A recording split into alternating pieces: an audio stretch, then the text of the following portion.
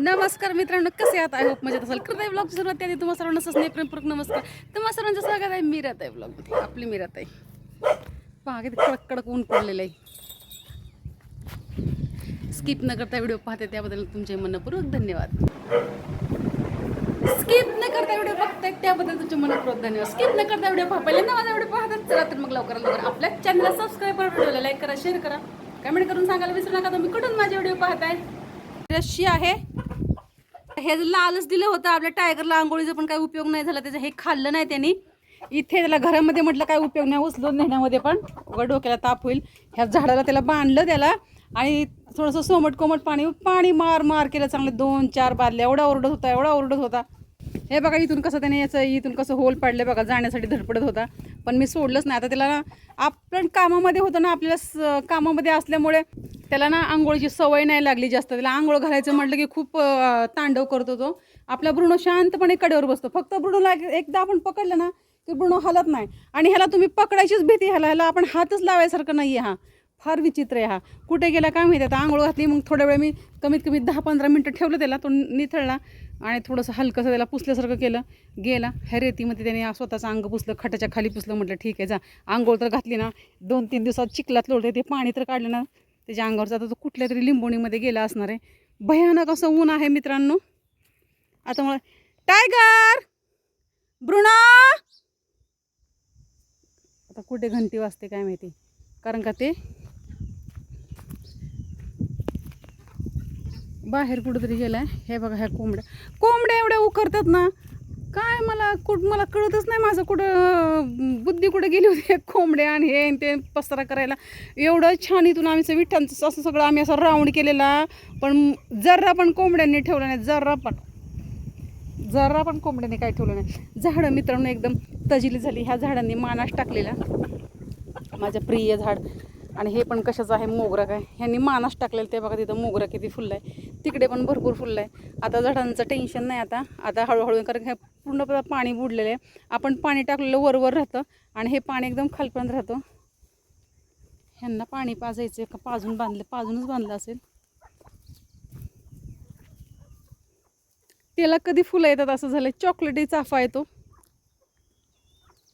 सगळी झाडं फुटली. दरवर्षी आम्ही सीताफळाची झाडं दरवर्षी छाटून टाकतो, कारण का जास्त पसरतो आणि कोणी खायलाच नसतं इथं. काय उपयोग नाही. आपल्याकडे पिकलं की काय त्याचा उपयोग नसतो. आणि आयुष्यात मित्रांनो कधी फळांचा आपण पैसा केला नाही. एवढी फळं वगैरे काही येतं आहे तर कधी काय विकलं नाही आपण. साधे तीळ जरी जास्त झाले ना तरी मी संक्रांतीला बायकांना असंच वाटते ववसाळण्यापुरतं असं. हे बाई इथे त्यांनी फाटा मोडल्यामुळे इथे लावला आहे हा चाफा. हा पांढऱ्या चाफ्याचा फाटा मोडल्यामुळे इकडे लावला आहे. बघा कसं भयानक ऊन आहे, अति भयानक ऊन आहे. आता झाडांची एकदम सगळे झाडं तर तेज चढलेले आहेत. सर्व झाडांची आंघोळे झालेले आहेत. सगळी झाडे असं स्वच्छ हिरवी गार झालेली आहेत नुसते. आपले ह्या वर्षी आपण 2 वर्ष झाली समजा. सगळ्यात जास्त ना नारळाचं टेन्शन आहे. सुपारीची झाडं जळाली, नारळाची पण 1-2 झाडं आपली जळाली, पण बाकीची पहा आता एवढी झालेली आहेत. नारळ फार महत्त्वाचा, कारण का नारळ दुसऱ्या दिवशी तिसऱ्या दिवशी पाणी लागतं. ह्याचं काय बजेट मला माहीत नाही, त्यांना बरोबर कळतं.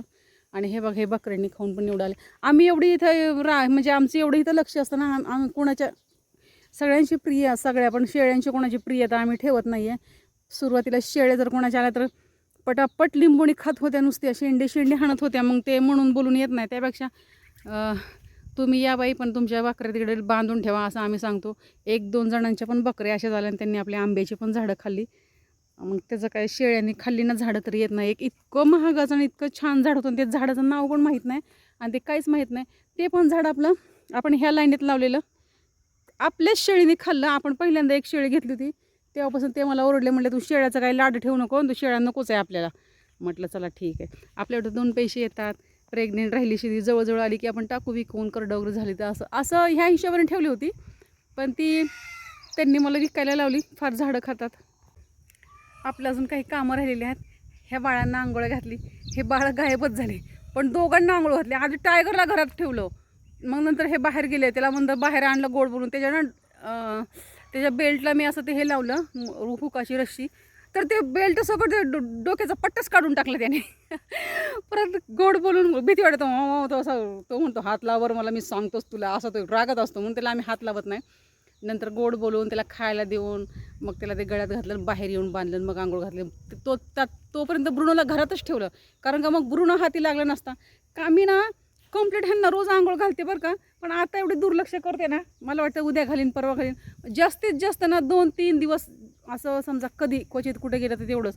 नाहीतर मग आपण इथे असलो ना दिवसाला 2 दिवसाआड मुंबईला तर आपण रोज घालायचो ब्रुनोला आंघोळीचं काही वाटत नाही, फक्त दहेपर्यंत रोज घालायचो आंघोळ. पण आता इथं आल्यापासून तो पण जरा जास्त शहाणपणा करतोय.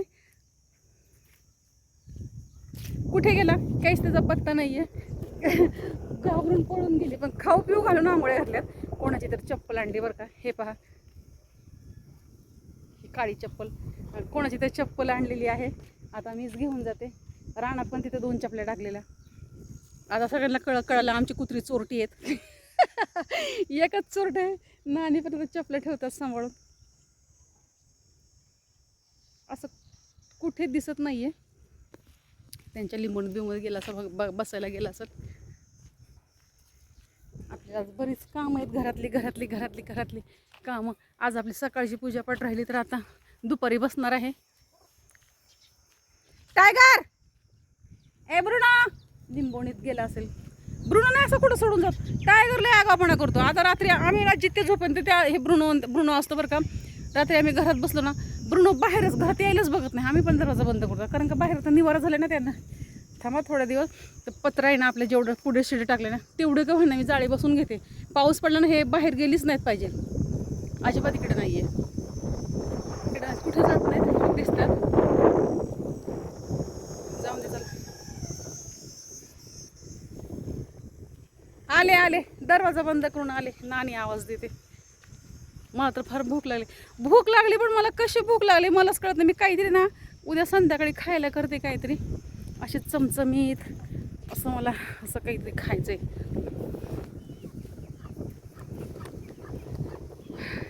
आता मी सांगितलं लक्षात नाही, कारण का मॅगी आहे, पण मॅगीचं काय टेन्शन आहे, वर्षभर म्हटलं तर संपत नाही. पण त्याचा मसाला एकदाच पॅकेट आणलं, माझ्या लक्षात राहत नाही आहे. 2दा पॅकेट आणायचं विसरले. एकदा पॅकेटची माळ आणली की त्याचे पण खूप दिवस राहते ती. आणि नुसतं मॅगी म्हणजे मी मॅगीतच टाकत नाही आहे. मला ना संध्याकाळी डाळ खिचडी असते, कधीतरी अशी करते मी. आणि त्या डाळ खिचडीमध्ये काहीच नाही, फक्त साधं राई जिऱ्याची फोडणी घालायची. आणि जेवढं तांदूळ आहेत ना एवढे तांदूळ टाकते. 1 कपवर छोटासा कप किंवा अर्धा कप तांदूळ, अर्धा कप डाळ टाकायची. आणि मॅगी मसाला टाकून ती खिचडी मला फार आवडते. असे सैलसर थोडी पातळ ठेवली की नंतर आटते. चला तर मित्रांनो, मी मिराताई तुमची रजा घेते, इथं सांगते. पुन्हा रुजू होणार आहे नव्याने उद्याच्या व्हिडिओमध्ये. तोपर्यंत धन्यवाद. काळजी घ्या स्वतःची आणि इतरांची. कसं हो, चुकलं की नाही? स्वतःची आणि इतरांची. बाय मित्रांनो.